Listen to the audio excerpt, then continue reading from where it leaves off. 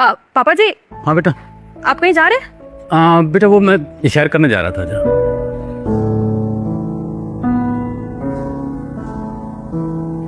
क्या सुनो, आजकल पापा जी सैर करने कुछ ज्यादा ही नहीं जा रहे? यार ये उम्र है उनकी सैर करने की, अब रिटायरमेंट के बाद और कोई काम तो बचा नहीं।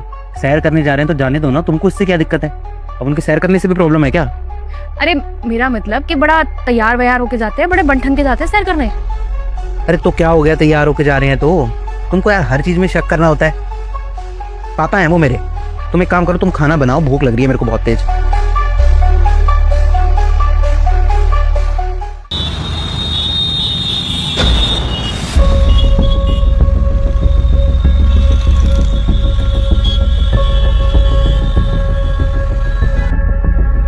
कहा था ना कि तुम अपने पापा पे नजर रख लो। क्यों, ऐसा क्या हो गया? पता भी है क्या क्या गुल खिलाते फिर रहे हैं? क्या बकवास कर रही हो? अरे मैं कोई बकवास नहीं कर रही हूँ, पूरे मोहल्ले में ना हमारी नाक कटवा रहे हो। साफ साफ बताओगी, बोलना क्या चाह रही हो? यहाँ से ताने मारती रहोगी सिर्फ? एक काम करो, तुम ना खुद चल के देख लो। कहाँ? नीचे पार्क में। वो देखो, हरकतें देख लो इनकी। पापा क्या चल रहा है सब? थोड़ी तो शर्म कर लेते। लेकिन बेटा हुआ क्या? पापा जी आपने ना पूरे मोहल्ले में हमारी नाक कटवा दी है।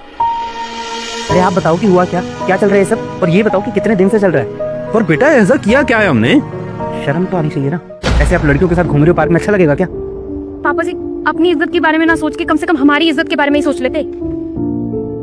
और वैसे भी इस उम्र में शोभा देता है पापा ये सब? मुझे लगा था सैर करने जाते हैं आराम से अपने। हमें क्या पता था कि शहर के बहाने यहाँ पे कुछ और ही हो रहा है। और तुमको तो शर्म आनी चाहिए। पापा की उम्र के हैं वो तुम्हारे, और ऐसे घूम रहे हो उनके साथ? अरे बकवास बंद करो आप दोनों अपनी। आप लोगों को शर्म आनी चाहिए। और आप किस तरीके से बात कर रहे हैं अपने पापा से?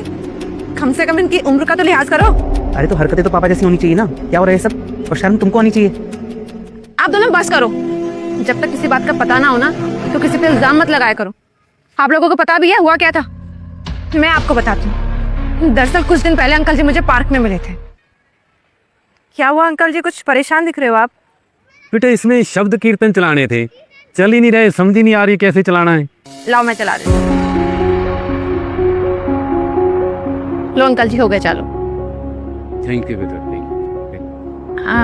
अंकल जी आप कहाँ रहते हो? बेटा मैं यहाँ पीछे इसी कॉलोनी पिछली साइड रहता हूँ यहाँ बेटा। आप दिल्ली आते हो? हाँ बेटा डेली आता हूँ। अंकल जी आपसे बात कहूँ? हाँ बेटा। आपकी शक्ल ना बिल्कुल मेरे पापा से मिलती है। अच्छा बेटा। कुछ समय पहले मैंने अपने पापा को खो दिया। ओहो, ये तो बेटे बहुत बुरा हुआ। आपसे एक बात कहूँ, आप इधर डेली आते हैं तो क्या मैं मतलब जब मैं इस पार्क में आया करूँ तो आपके पास बैठ जाया करूँ? अगर आपके साथ समय बिताऊंगी ना, मुझे लगेगा अपने पापा के साथ समय बिता रही हूँ। जरूर बेटा जरूर, क्यों नहीं। Thank you uncle. इसी बहाने बेटा मैं भी अपना दुख सुख तेरे साथ थोड़ा बांट लिया करूंगा। मेरे बच्चे तो मेरे साथ बात ही नहीं करते बेटा, उनको तो टाइम ही नहीं मिलता। और आप लोगों को तो अच्छे से पता होगा कि आप दोनों अपने पापा जी को कितना टाइम देते थे। बेटा ये जरा इसमें कीर्तन चला देना बेटे, मुझे समझ नहीं आ रहा कैसे चलेगा। पापा मैं वैसे ही लेट हो रहा हूँ ऑफिस के लिए, आप खुद चला लो यार, मुझे नहीं पता। बेटा अर्षिता ये जरा फोन में कीर्तन। अरे पापा मैं मम्मा से वीडियो कॉल में बात कर रही हूँ, आप बीच में मत बोलो।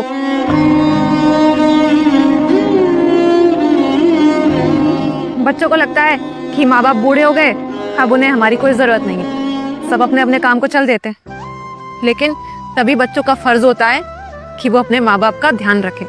और जब माँ बाप बूढ़े हो जाते हैं ना, तब वो बिल्कुल बच्चे जैसे हो जाते हैं, बच्चों जैसी जिद करते हैं, बच्चों जैसी बातें करते हैं।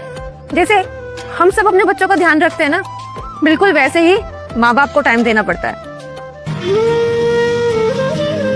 जो गलती अभी आप दोनों कर रहे हैं ना, ये गलती मैं बहुत पहले कर चुकी हूँ।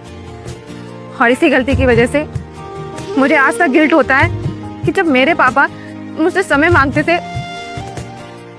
मैंने कभी उन्हें समय नहीं दिया, कभी उनकी कोई बात नहीं सुनी।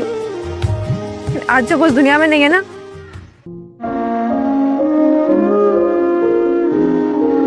अब एहसास होता है कि काश वो वापस लौट कर आ जाए और मैं उनके पास से हिलूं ही ना।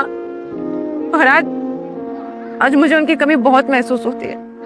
मैं आप दोनों से हाथ जोड़ के विनती करती हूँ, जो गलती मैंने की वो गलती आप दोनों मत दोहराना।